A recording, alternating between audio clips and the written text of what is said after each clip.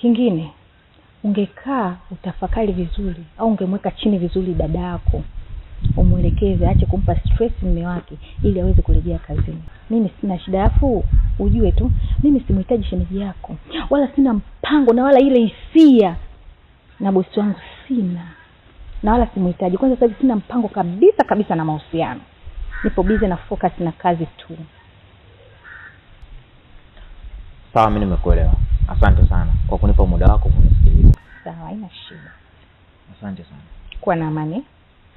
Hamna shida. Haya, sawa.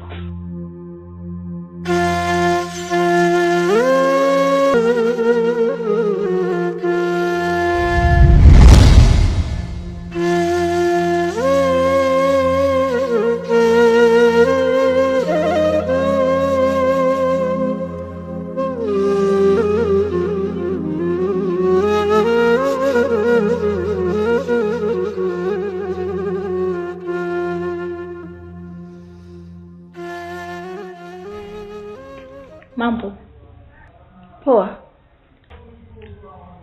Wenyewe nimewakuta. Wenyewe wapo? Wewe unakujaje kwenye nyumba ya mtu bila hata taarifa?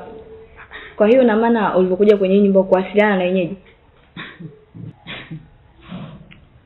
Ni watu wa ndani mpoje?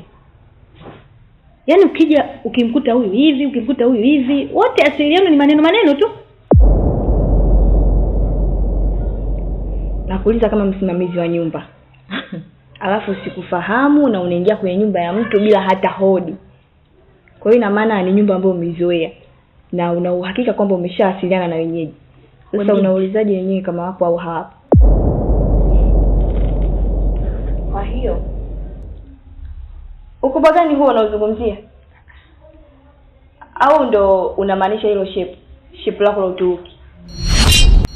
Au hizo nywele zako za bandia? Jamani, unanichekesha sana. Hivi hata wewe mwanaume wako ambaye upo naye sio amekuoa, anawezaje kuoa mwanamke kama wewe?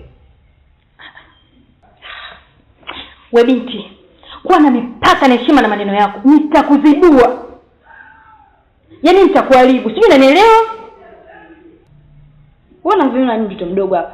Na nembo wapi na unitambulisha mimi ni mtoto mdogo? Alafu umekuja kwenye nyumba ya watu, kwa hiyo inabidi uwe mstaarabu. Umekuja kwenye nyumba za watu, inabidi uwe mstaarabu. Sio unaanza kusimama na kuanza kujibizana. Sasa unataka kunipiga? Yaani upo kwenye nyumba yangu na mimi ndo msimamizi wa nyumba alafu unataka kunipiga? Kama nani labda? Hujafungwa heshima na wazazi wako. Hujaelekezwa jinsi ya kuheshimu watu wakubwa wewe. Chunga. Wewe mwenyewe ni mfanyakazi tu ndani. Mfanyakazi? Yeah. Mimi ndio dada wa kazi na ndio msimamizi wa hii nyumba. Yaani mtoto mdogo na maneno makali kiasi hicho.